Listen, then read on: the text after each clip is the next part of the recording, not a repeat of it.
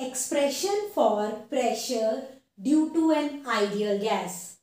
हम मान लेते हैं कि हमारे पास एक क्यूब है और उसमें हमने एक आइडियल गैस को रखा हुआ है। तो हमारे पास यहाँ एक क्यूब है और उस क्यूब की लेंथ है L यूनिट्स। तो L यूनिट्स साइड वाले क्यूब में हमने आइडियल गैस को कंटेन किया हुआ है। अब इसके लिए हम कोऑर्डिनेट एक्सिस अगर देखें तो इसे हम एक्स एक्सिस मान लेते हैं और ये हमारे पास बना YZ प्लेन। तो हमारे पास क्यूब है, उसकी डायमेंशंस है L यूनिट्स, एक्स एक्सिस को हमने प्लॉट कर लिया, हमने YZ प्लेन को देख लिया और हमारे पास यहाँ पे जो ये वॉल है, ये वाली दीवार क्यूब की, हम इसकी बात करने जा रहे हैं। तो आइडियल गैस इस क्यूब के अंदर है, जैसे हम इस रूम में हैं, ठीक है। और हमने कोई एक दीवार इमेजिन कर ली उस क्यूब की साइड पे और हमने अब इस वॉल के विद रिस्पेक्ट टू डिस्कशन करनी है। क्लियर?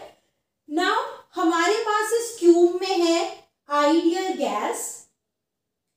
अब हमने ये देखा कि जो गैस का मॉलिक्यूल एक है जिसका मास है m यूनिट्स। अब वो गैस का मॉलिक्यूल एक डायरेक्शन में मूव कर रहा है। पहली बात, क्या हमें पता है कि मॉलिक्यूल मूव करता है?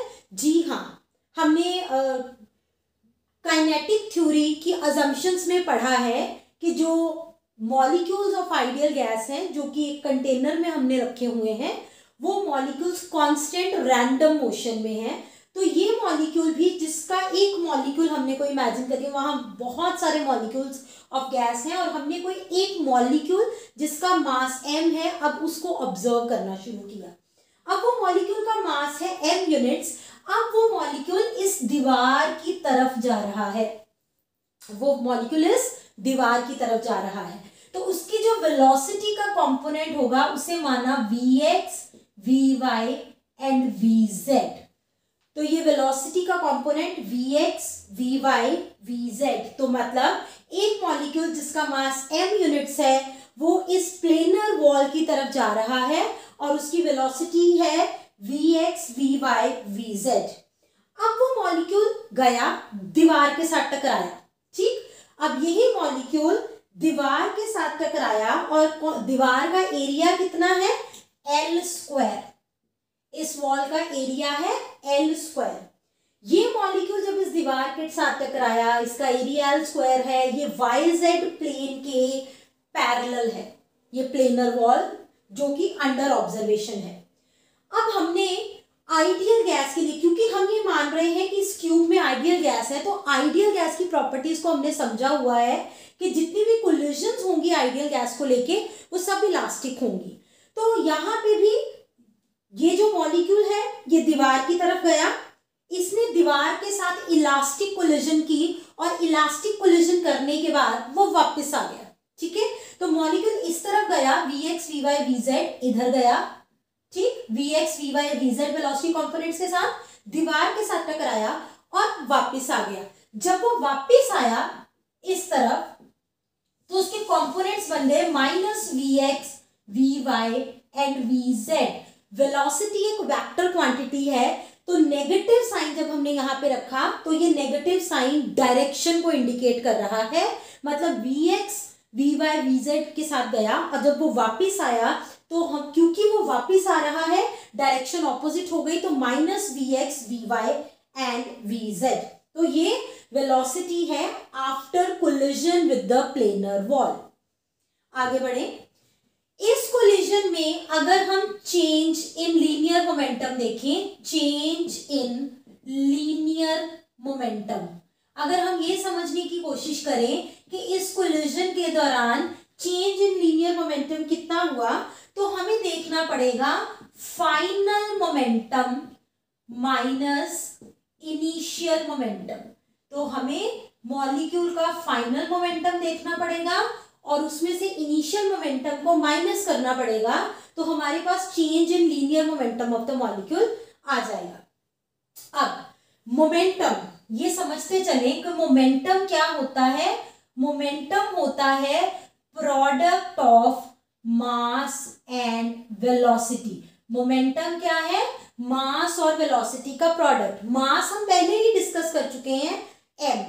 तो फाइनल मोमेंटम क्या बन जाएगा, मास इंटू वेलोसिटी, मास m। फाइनल कोलिजन के बाद, फाइनल मतलब आफ्टर द कोलिजन, तो कोलिजन के बाद वेलोसिटी कितनी है, v माइनस ऑफ vx। तो ये बना फाइनल मोमेंटम, माइनस का साइन ये वाला। इनिशियल मोमेंटम क्या बना, मास और वेलोसिटी vx। तो ये बन गया हमारे पास minus M V X, minus M V X, तो ये बना माइनस 2mvx। ये माइनस 2mvx क्या है, ये है change in linear momentum of the molecule. अब हो क्या रहा था, मॉलिक्यूल यहां से गया, दीवार के साथ टकराया। देखिए यहाँ पे मॉलिक्यूल गया, दीवार के साथ टकराया और वापस आ गया। अब हमने देखा कि जब वो दीवार के साथ टकरा के वापस आया तो मॉलिक्यूल के मोमेंटम में इतना चेंज आ रहा है। इसका मतलब इतना ही जो मोमेंटम है ये नेगेटिव साइन के साथ आ रहा है, इससे उलट साइन के साथ जो मोमेंटम है वो उसने दीवार को ट्रांसफर किया होगा। हुआ क्या, मॉलिक्यूल गया vx vy vz के साथ, टकराया, माइनस vx vy vz के साथ वापस आया। ठीक है, अब इस दौरान मोमेंटम में चेंज आया। कितना चेंज आया, माइनस 2mvx जितना चेंज आया मॉलिक्यूल के मोमेंटम में। इसका मतलब ये है कि इससे उलट ये नेगेटिव है, तो positive of that much momentum molecule दीवार को ट्रांसफर करके आया होगा, तभी उसमें माइनस 2mvx जितना चेंज आ रहा है। तो इसका मतलब क्या है कि principle of conservation of linear momentum की अगर आप हेल्प कर लें, principle of conservation of linear momentum, linear momentum को मैं LM लिख रही हूं या लीनियर मोमेंटम को स्मॉल p भी लिख सकते हैं। तो principle of conservation of linear momentum की हेल्प से जो मोमेंटम इम्पार्ट हुआ, मोमेंटम इम्पार्टेड, किसको इम्पार्ट कर रहा है momentum, to the wall of the container, to the wall of the container. Container की वॉल को कितना मोमेंटम ट्रांसफर हुआ, एक कोलिजन में, इन वन कोलिजन। तो principle of conservation of linear momentum कहता है कि अगर मॉलिक्यूल में चेंज आया है माइनस 2mvx, तो इसका मतलब 2mvx जितना मॉलिक्यूल मोमेंट 2mvx जितना मोमेंटम वो वॉल को इम्पार्ट करके आया होगा। तो कंजर्वेशन ऑफ लीनियर मोमेंटम से momentum imparted to the wall of the container एक कोलिजन में, ये हम अंडर ऑब्जर्वेशन वन कोलिजन को डिस्कस कर रहे हैं। तो कितना आया momentum imparted to the wall, plus 2mvx, उलट साइन लेना है। ठीक है, अब एक बात ये हो गई, हमने कितना दीवार को मोमेंटम इम्पार्ट हुआ वो देख लिया। अब इसको हम बाद में यूज करेंगे। ठीक है, तो इस वैल्यू को दिमाग में रखना है। आगे चलें तो हमने ये देखा कि टाइम अगर डेल्टा टी हो, डेल्टा टी टाइम में एक molecule x component of velocity vx को प्लेनर वॉल को हिट करेगा अगर, तो वो कितने डिस्टेंस में होना चाहिए, डिस्टेंस कितना होना चाहिए, स्पीड इनटू टाइम। अगर डेल्टा टी टाइम में बात, ये तो हमने एक मॉलिक्यूल की बात की ना जी, एक मॉलिक्यूल गया vx vy vz वेलोसिटी के साथ टकराया, खुद माइनस 2mvx मोमेंटम का चेंज दिया, दीवार को 2mvx मोमेंटम इम्पार्ट किया, खुद में आया माइनस 2mvx, दीवार को इम्पार्ट किया प्लस 2mvx। अभी तक ये बात हुई, एक मॉलिक्यूल की बात हुई एक कोलिजन के दौरान। अब हमने ये देखा कि थोड़े से टाइम डेल्टा टी, थोड़े से टाइम डेल्टा टी में जो मॉलिक्यूल है जो सब vx स्पीड से मूव कर रहे थे वो कितने को डिस्टेंस में होंगे, तो वो कितने डिस्टेंस में होंगे, स्पीड vx और टाइम डेल्टा टी। तो इतने डिस्टेंस में कितने डिस्टेंस में vx डेल्टा टी डिस्टेंस में, डेल्टा टी टाइम में जो मॉलिक्यूल्स vx स्पीड से मूव कर रहे होंगे दीवार की तरफ, ठीक है, तो वो क्या कर सकते हैं, वो दीवार के साथ टकरा सकते हैं, ठीक है। तो मैंने अब ये देखा, पहले मैंने एक मॉलिक्यूल देखा कि एक मॉलिक्यूल के दौरान यहां तक ये इंटरेक्शन हो रही है। अब मैंने ये देखा कि डेल्टा टी टाइम में कितने मॉलिक्यूल्स ये कर सकते हैं, तो जो इस vx डेल्टा टी डिस्टेंस में होंगे। अब ये भी देख लेते हैं कि इसके आसपास कितने वॉल्यूम में ये मॉलिक्यूल्स होंगे। तो अगर मैं ये कहूं कि हमारे पास ए एरिया है, तो ए vx डेल्टा टी ये बना वॉल्यूम, ठीक है। वॉल्यूम जो वो इस वॉल्यूम में प्रेजेंट मॉलिक्यूल्स जिनकी स्पीड vx है वो डेल्टा टी टाइम में दीवार के साथ टकरा सकते हैं।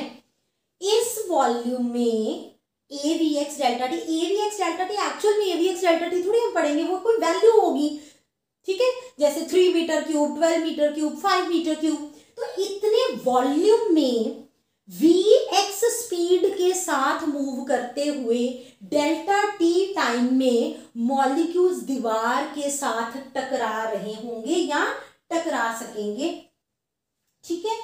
अगर हम ये कहें कि स्मॉल n है number of gas molecules per unit volume, number of gas molecules per unit volume, अगर n है number of gas molecules per unit volume, तो कितने नंबर ऑफ मॉलिक्यूल्स इस वॉल्यूम में प्रेजेंट हुए, NaVx delta T. Total molecules अब हमारे पास आ गए, टोटल वॉल्यूम आया था, number of gas molecules per unit volume आए। तो अब मुझे ये पता चल गया कि ये जो NaVx डेल्टा टी है, तो टोटल गैस मॉलिक्यूल्स जो इस वाले वॉल्यूम में होंगे वो उस दीवार की तरफ अप्रोच कर रहे होंगे vx वेलोसिटी के साथ, जो ये वाले हमने बनाए थे, ठीक है। अब ये मॉलिक्यूल्स, पहले एक की बात की थी, इस वॉल्यूम में avx डेल्टा टी वॉल्यूम में टोटल नंबर ऑफ मॉलिक्यूल्स ये हैं जो दीवार की तरफ जा रहे हैं, ठीक। मतलब पहले मैंने देखा एक मॉलिक्यूल एक कोलिजन दीवार के साथ करेगा तो दीवार को 2mvx जितना मोमेंटम इम्पार्ट होगा। अब मैंने ये देख लिया कि avx डेल्टा टी वॉल्यूम में, जो कि दीवार के बहुत आसपास है, कितना आसपास है कि डेल्टा टी टाइम में ये मॉलिक्यूल दीवार में टकरा जाएंगे, ठीक है, बहुत कम समय लगेगा। तो इस वॉल्यूम में टोटल मॉलिक्यूल्स कितने प्रेजेंट है, वो इतने प्रेजेंट है, इस वॉल्यूम में टोटल मॉलिक्यूल्स इतने प्रेजेंट है। मतलब अगर मैं ये मान के चलूं तो इस दीवार के आसपास, इतने आसपास ये मॉलिक्यूल्स हैं NaVx डेल्टा टी, ठीक, मैंने देख लिया। अब मैंने एट एन इंस्टेंट देखा तो मैंने कहा कि ये तो NaVx डेल्टा टी जितने मॉलिक्यूल्स हैं इस दीवार के आसपास, पर हम सोच के देखें कि क्या उनको कोई इंस्ट्रक्शन मिली है कि अभी जाओ और दीवार के साथ टकराओ? नो, एक्चुअल में जितने मॉलिक्यूल्स मुझे यहां दिख रहे हैं NaVx डेल्टा टी, इनमें से ऑन एन एवरेज आधे वो होंगे, क्योंकि ये सारे मॉलिक्यूल्स कहां हैं, दीवार के बहुत पास। पहले तो हमें ये पता होना चाहिए कि NaVx डेल्टा टी क्या है, ये नंबर ऑफ मॉलिक्यूल्स है, टोटल नंबर ऑफ मॉलिक्यूल्स जो इस वक्त इस दीवार के आसपास है, ये बात है, ठीक। अब जब मैंने देखा तो इतने नंबर ऑफ मॉलिक्यूल्स जो दीवार के आसपास हैं, क्योंकि हमें ये पता है पहले से कि मॉलिक्यूल्स कांस्टेंट रैंडम मोशन में है, वो हमने काइनेटिक थ्योरी की अजम्पशंस में पढ़ा। तो क्योंकि मुझे पता है कि ये तो रुकेंगे नहीं किसी इंस्ट्रक्शन की वेट करने के लिए, तो ये तो भाई कांस्टेंट रैंडम में मोशन में होंगे, तो ऑन एन एवरेज हम ये मान लेते हैं कि जितने मॉलिक्यूल्स मुझे इस वक्त यहाँ दिख रहे हैं उसमें से ऑन एन एवरेज आधे दीवार को टकराने जा रहे थे और आधे दीवार से टकरा के वापिस आ रहे थे। मुझे ऐसा क्यों सोचना पड़ा, क्योंकि ये मॉलिक्यूल्स मुझे दीवार के आसपास दिखे, ठीक है, ये मुझे दीवार के बहुत पास दिखे, और इसलिए मैंने ये मान लिया कि आधे दीवार को टकराने जा रहे होंगे, आधे दीवार को टकरा के वापस आ रहे होंगे, और ये हम ऑन एन एवरेज मान लेते हैं। तो इसका मतलब कि effective number of molecules effective number of molecules hitting the wall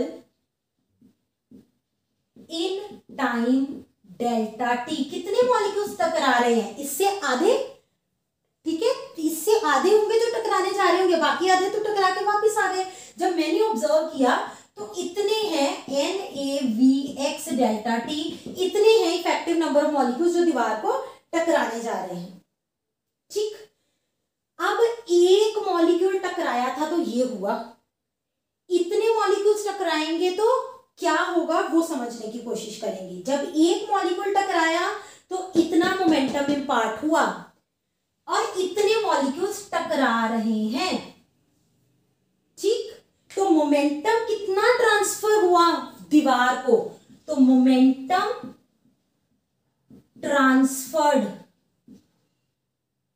to wall, दीवार को कितना मोमेंटम ट्रांसफर हुआ?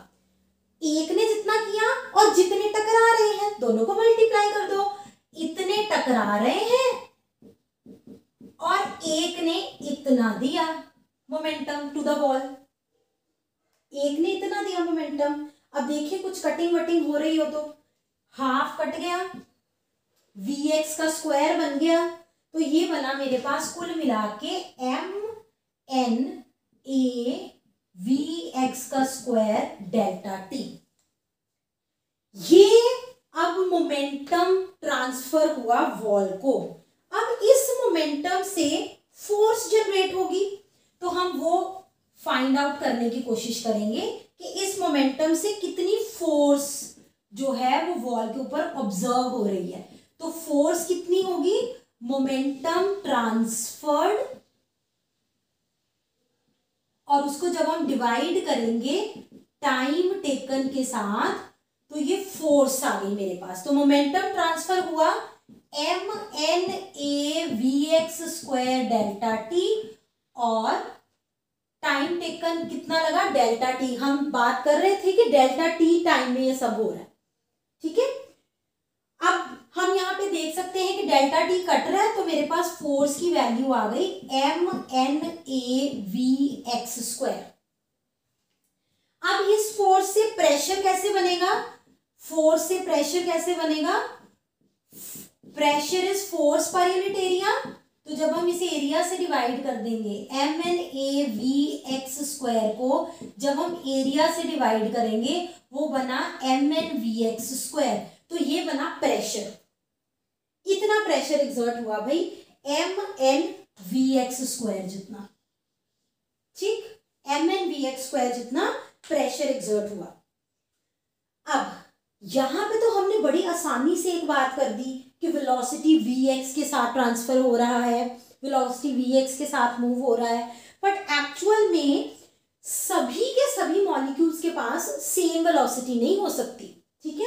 तो सभी के सभी मॉलिक्यूल्स के पास क्योंकि सेम वेलोसिटी नहीं हो सकती, इसीलिए यहाँ पे वेलोसिटी डिस्ट्रीब्यूशन की बात होगी, ठीक है। तो वेलोसिटी डिस्ट्रीब्यूशन होगी और यहाँ पे जो प्रेशर बन जाएगा वो बनेगा MNVX स्क्वायर एवरेज। और यहाँ पे जो ये लिखा है ना Vx स्क्वायर के ऊपर लाइन है, ये क्या है?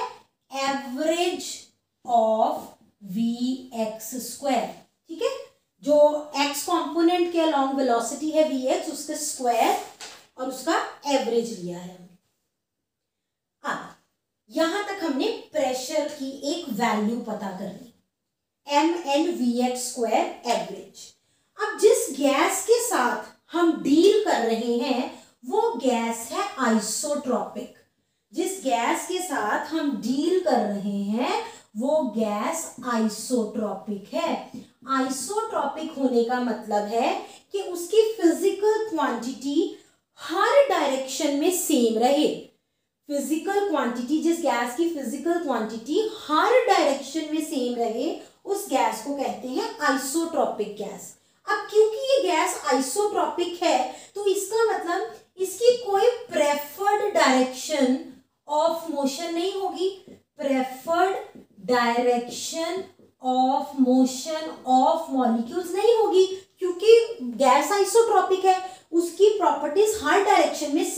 नहीं है, तो मॉलिक्यूल्स की कोई भी प्रेफर्ड डायरेक्शन ऑफ मोशन नहीं है। तो इसका मतलब जो काम हमने Vx के साथ किया है वही Vy के साथ हो सकता है, वही Vz के साथ हो सकता है। तो इस चीज को हम आइसोट्रॉपिक कंडीशन को यूज करते हुए सिमिट्री मान के, तो हम बाय सिमिट्री ये कह सकते हैं कि Vx square average equals Vy square average equals Vz square average. और ये किसके इक्वल होगा? 1/3 of Vx square average plus Vy square average plus Vz square average. ये 1/3 वैल्यू होगी इन सब के सम की। अब ये जो है Vx square average, Vy square average, Vz square average, ये है C स्क्वायर। अब यहाँ पे C क्या है? Root mean square speed of the molecules of the gas. C क्या है? पहली बात तो ये कैपिटल C है, तो कैपिटल C क्या है? Root mean square speed of the molecules of the gas. तो C बनी RMS वैल्यू यहाँ पे। तो इस चीज को यूज करते हुए हमारे पास प्रेशर की वैल्यू क्या बन जाएगी? 1/3 mnc स्क्वायर। ठीक, अब यहाँ पे जो m है वो हमने स्टार्टिंग में लिया था ना, एक मॉलिक्यूल जिसके मास की बात कर रहे थे, तो m क्या है यहाँ पे? एक मॉलिक्यूल का मास। ठीक, n क्या है? Number of molecules per unit volume. यहां हम लिख देते हैं ताकि कोई कंफ्यूजन ना हो। मास ऑफ वन मॉलिक्यूल है स्मॉल m। ये बात हमने डेरिवेशन के दौरान करी है। स्मॉल m क्या है? Number of molecules of gas पर यूनिट वॉल्यूम। ठीक है, पर यूनिट वॉल्यूम जितने मॉलिक्यूल्स हैं वो है स्मॉल n। तो m और n पता चल गया, c हमें पहले से पता है। अब देखें कि यहाँ पे mn का प्रोडक्ट है ना, तो m क्रॉस n क्या बना? एक मॉलिक्यूल के मास को जब हम total number of molecules per unit volume से मल्टीप्लाई करेंगे तो वो क्या बनेगा? Total mass per unit volume of the gas. Total mass per unit volume of the gas. Obvious सी बात है, एक मॉलिक्यूल के मास को total number of molecules per unit volume से मल्टीप्लाई करेंगे तो वो आएगा total mass per unit volume of the gas. अब इसे इस तरह से भी लिख सकते हैं, molecular mass per unit volume, जिसे डेंसिटी भी कहते हैं। तो हमारे पास प्रेशर की एक और एक्सप्रेशन आया 1/3 capital M over V C square, या pressure is 1/3 rho C square. ठीक है, तो यहाँ पे रो क्या है? डेंसिटी। तो हमारे पास pressure exerted by an ideal gas on the walls of the container, उसके कुछ एक्सप्रेशंस आ चुके हैं। मास ऑफ मॉलिक्यूल की टर्म्स में, number of molecules per unit volume की टर्म्स में, यहाँ पे रूट मीन स्क्वायर स्पीड भी इंक्लूडेड है, वॉल्यूम और डेंसिटी, इन सब की टर्म्स में हमने pressure exerted by an ideal gas on the walls of the container को समझने की कोशिश की।